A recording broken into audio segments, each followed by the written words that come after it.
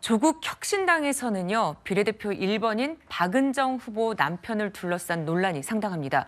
두 부부의 재산이 1년에 41억 원이나 늘었고 또 그 과정에 남편이 대규모 다단계 사건들을 수임하면서 전관 논란이 거셉니다. 조국 대표는 두둔하는 모습을 보였습니다. 그분들이 윤석열 검찰 체제로부터 혜택을 받았다고 보이지 않습니다.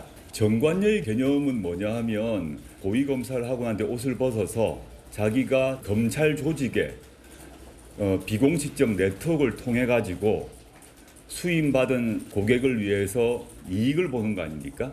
제가 아는 바로는 수임 계약서를 다 쓴 것 같고.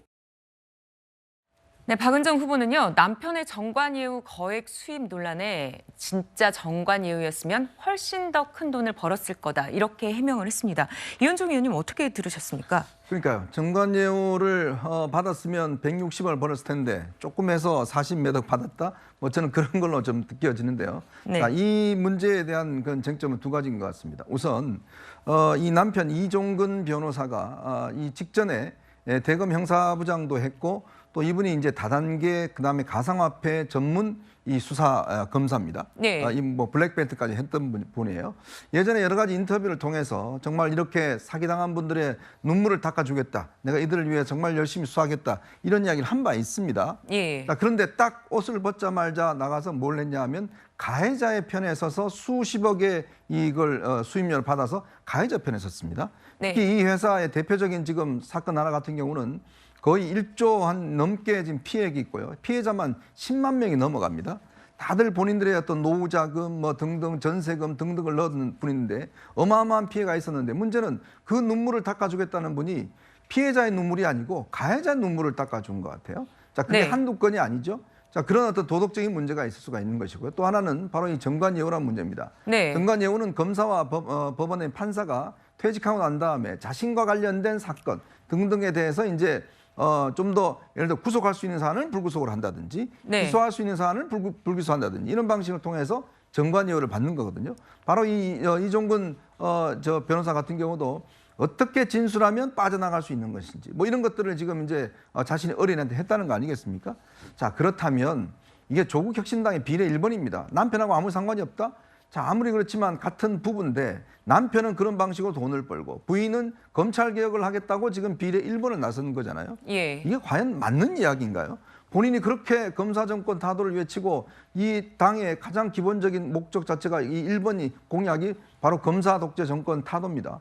자, 그런데 과연 이 검찰 개혁의 가장 핵심적인 내용인 정관예우를 의심되는 부분들을 조국 대표는 네. 정관 범죄라고 그랬습니다. 맞습니다. 그렇죠. 그거를 예를 들어서 이렇게 방치한다. 이 사람은 아니야. 이 사람은 정관예우 아니에요라고 하는데 그럼 뭐가 정관예우죠? 그걸 한번 좀 이야기를 해주셨으면 좋을 것 같아요.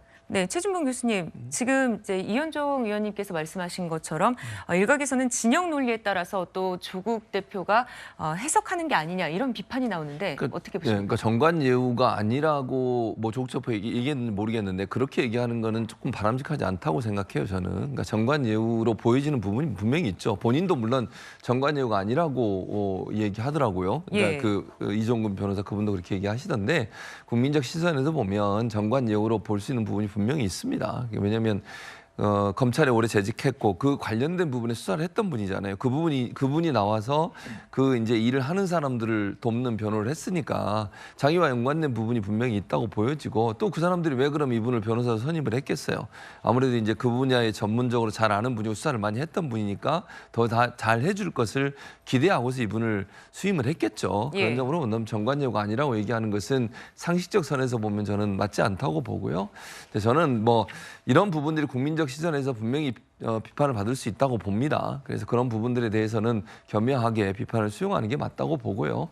다만 이제 저는 뭐 이현종 의원하고 약간 차이가 있는 부분은 이제 이게 본인이 공직자로 나가는 건 아니고 이제 부인이 나가시는 건데 이런 부분이 이렇게 자꾸 확산되다 보면 이게 연좌제로 가지 않을까 하는 우려는 있어요. 그러나 다만 저는 그럼에도 불구하고 유권자 입장에서는 그런 부분도 보실 거예요. 그러니까 그거는 유권자의 몫이다 이제는. 이제 유권자께서 보실 때 아무리 남편이지만 그래도 부인이 공직자인데 남편이 그런 행동을 해 하면서 생각해서 또 뭐 판단하실 수도 있는 거니까 이제는 유권자께서 판단할 수밖에 없는 상황이라는 생각이 듭니다.